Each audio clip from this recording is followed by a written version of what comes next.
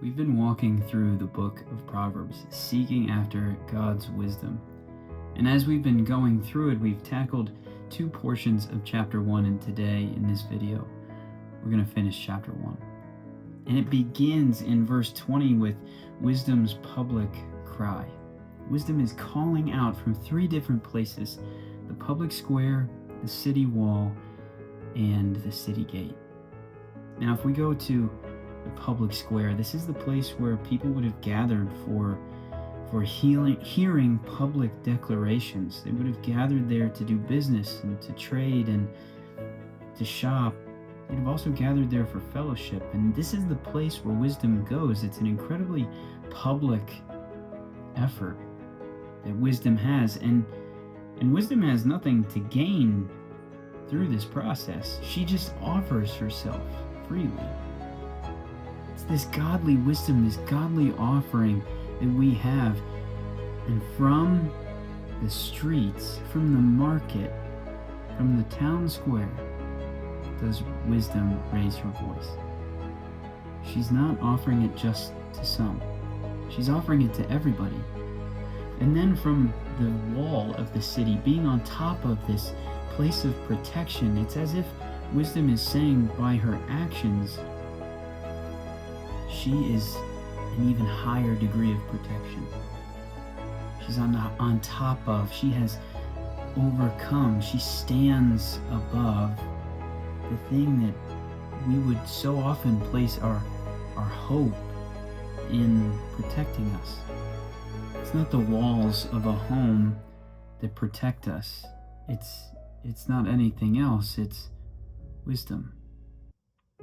And then she goes to the city gate. And if we think about this, if we think about maybe our favorite amusement park, if we were going to tell everybody in the park a message, where would we go? Maybe we'd go to the most famous or popular roller coaster. But even then, some people don't ride roller coasters. Maybe we'd go to everyone's favorite concession stand. But there are multiple concession stands in the park.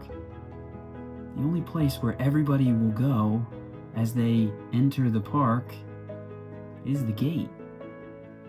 And so we'd stand there and we'd say this message, and that's exactly what wisdom does. She goes to the city gate where everybody would have passed through on a regular basis. And from there, she speaks. This isn't a hidden message. She's offering it to all who will partake, to all who will just entertain wisdom, who will be with wisdom, who will cultivate wisdom. And so she cries out, "How long, O simple ones, will you love being simple? How long will scoffers delight in their scoffing and fools hate knowledge? If you turn at my reproof, behold, I will pour out my spirit on you, and I will make my words known to you." This is a calling out of people who think they are wise in their own eyes. Wisdom is saying, no, I alone have the wisdom to give you. Don't be wise in your own eyes. Turn at rebuke, at reproof. So often in our culture do we get upset when we get called out. Now, wisdom calls us out to call us into a greater and a higher way of being, a way that is more aligned with God's own self. This isn't meant to put us down, but too often if we let our feelings be the GPS in our lives, we're going to end up far away from wisdom and pursuing things like pleasure that turn into idols. Instead, wisdom calls us to turn at the rebuke. Because when wisdom calls us out, it's calling us into a deeper relationship with God's own self. It's conforming us to the image of God's only Son, Jesus, our Savior. And as we do that, we'll be protected not just from temporary things, but eternal things too. We'll be protected in the fullness of God's presence. We'll be protected as we choose Him.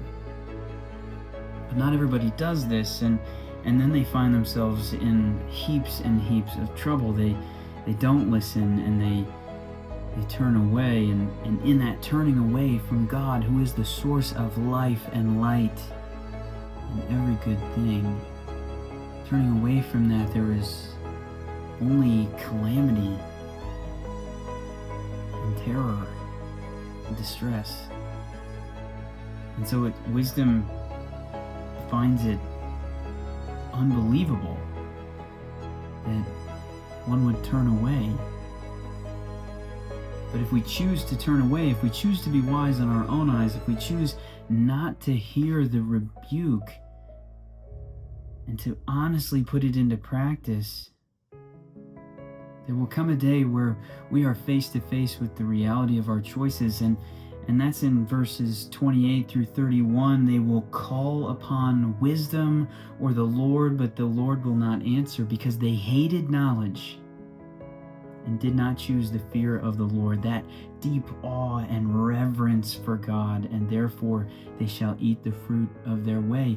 God had offered it to them originally. God had offered it all along. God is offering it to us now, to be in full relationship with Him, to gain His wisdom, to gain a deeper understanding of His heart for us, and to step into a deeper relationship with our God. But when we choose not to, when we walk away from that, God doesn't force Himself upon us. He lets us over to, as it says, eat the fruit of our own way. Then it goes on to say, for the simple are killed by their turning away, and the complacency of fools destroys them. But whoever listens to me, that's wisdom, will dwell secure and be at ease without dread or disaster. Wisdom has nothing to gain and everything to offer as she calls out to us. I think it's beautiful that Proverbs personifies wisdom in this way. It's not to create a deity out of wisdom. It is to say that God's wisdom is alive. That this part of who God is offered to us. I think it's incredible. And so when we turn to God, when we hear His wisdom, when we encounter how His wisdom doesn't match up with our way of thinking, and we choose Him instead of our own way, incredible things happen. We're protected. We dwell secure in a relationship with our God. Our faith is strengthened, and we get to step into the light of the one that we call Lord. So today, let's take a moment, crack open the book of Proverbs. Just spend some time with God in His wisdom, and allow anything that's within us that we're feeling to be brought into that light, so we can heed His correction, His rebuke, and turn toward Him.